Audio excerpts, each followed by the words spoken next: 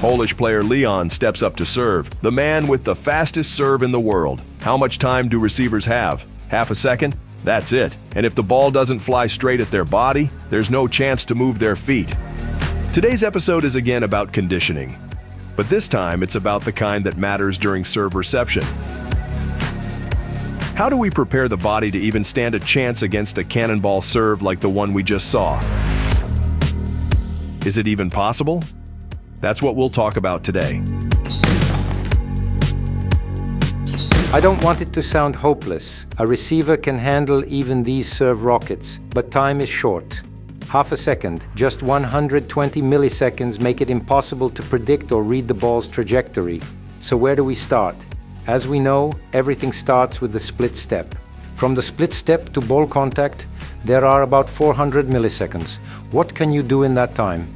Honestly, barely one small foot micro movement. The idea that you can still play it with your feet at that moment? Pure illusion. So is it all about the arms and torso now? If we're talking about men's jump serves, then yes, but what about women's volleyball? The situation shifts a bit. Here the floating serve takes center stage at 70 to 80 kilometers per hour, and reaction time extends to about 0.7 seconds. It's not an eternity, but there's at least time for a sidestep or step forward. And if we look at the under 16 category, where serves are even slower, many situations can still be resolved using footwork. So what happens after the split step? If the player has even a fraction of extra time, the shuffle step comes into play. That small but magical two-step move, without which volleyball doesn't work. We teach it from the earliest age. Kids bounce side to side without realizing this is where real volleyball movement begins. Why do we emphasize it so much? Because within those few centimeters lies an entire world of balance, power, and timing.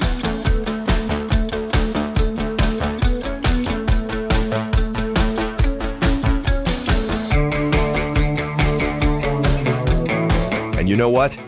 If you watch footage from the recent World Championship, you'll see even the best players included in their warm-up.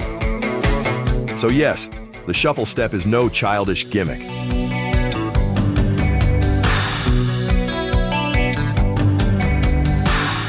Then we have the arm platform, a crucial spot where the quality of reception is decided. No wonder good players revisit it again and again before the play, sometimes even just mentally, as if they were tracing it in the air. That's how important it is for ball control, calmness, and direction. And those who say it doesn't need strengthening, think again. Strength isn't just for jumping, it's the eccentric and isometric work of the arms.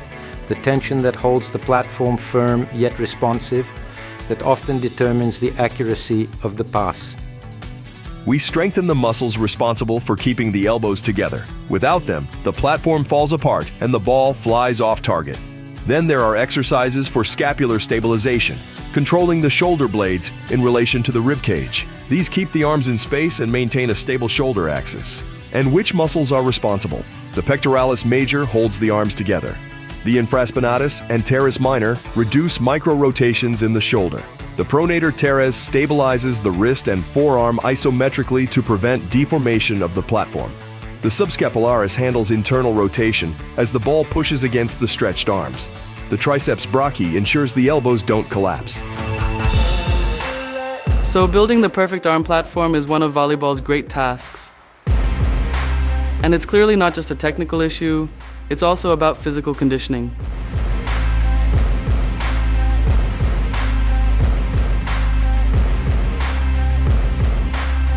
We gradually strengthen all the muscle groups we just listed so the player can keep their elbows together from an early age, without them drifting apart like unruly siblings. But it's not just about keeping the elbows close, it's about stabilizing the entire arm in relation to the chest and shoulder blades. And which muscles help with that?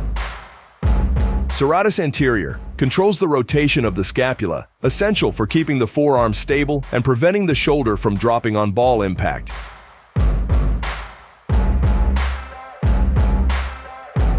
Trapezius works with the serratus to create two opposing forces that stabilize the scapula and prevent unwanted shoulder rotation.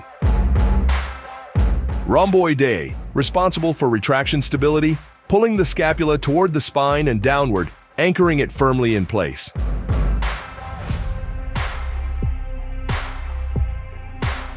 And again, we offer a full set of exercises, ones that strengthen those subtle muscles most players don't even realize they have, until a ball comes flying at 100 kilometers per hour.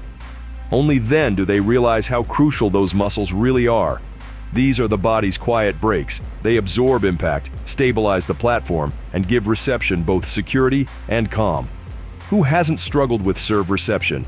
It challenges both beginners and national team players alike. The serve is always one step ahead, and reception is constantly trying to catch up. You might say a good reception is all about feel, and you'd be right, but only halfway, because feel alone doesn't go far without conditioning. Well-developed muscles provide the support, firmness, and flexibility that feel needs to shine. Even finesse requires a bit of strength to come through. We've explained how the legs and arms work together and the role that conditioning plays. We know that reception technique has two basic models for handling a fast-approaching ball. The first is when the ball flies low to the side of the body. Which muscles are the key players in this invisible duel between body and ball? The transversus abdominis and internal and external obliques prevent unwanted torso rotation and platform misalignment on contact. When needed, they also allow for controlled torso rotation toward the ball. The multifidi and erector spinae stabilize the spine isometrically, preventing hyperextension or twisting on impact. The latissimus dorsi and contralateral gluteus maximus help lock the pelvis and torso together, resisting rotation during fast serve receptions. We've now identified the two basic reception scenarios. The first is when the serve comes in low, next to the body. The player reacts with a move called a sidestep. And this is where the type of serve becomes decisive, whether it's a fast jump serve flying over 100 kilometers per hour or a floating serve. In the first case, there's no time for miracles. The best you can do is adjust your stance and shift your center of gravity into the ball's path. And what about the float serve? There's a little more time there, as we've said.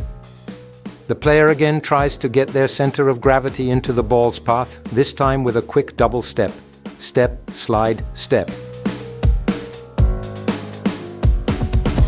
But since this episode focuses on the conditioning side of reception, we immediately introduce a set of exercises for the legs, for the arms, and most importantly, for their coordination.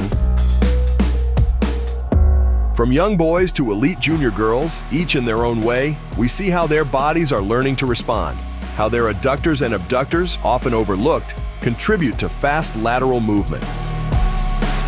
And those side steps, they aren't just about strength, but also stability, deceleration, and balance. And together with Georg Grozer, we head to the court and to the gym. Because where else is real power born, if not where sweat meets joy? And then there's another situation, a float serve that flies high toward the head. The player shifts their body and angles their arms toward the ball. We call this the open hip position. The rules for the arms and torso are similar to the side step, but the leg work differs, and the center of gravity moves slightly away from the ball. And for this technique too, we've prepared a targeted exercise set. So we'll wrap up today's session with exercises you already know from learning basic technique, but we'll give them a new twist.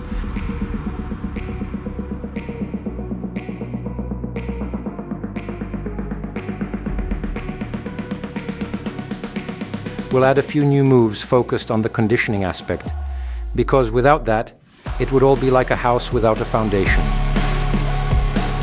We train muscles that handle deceleration,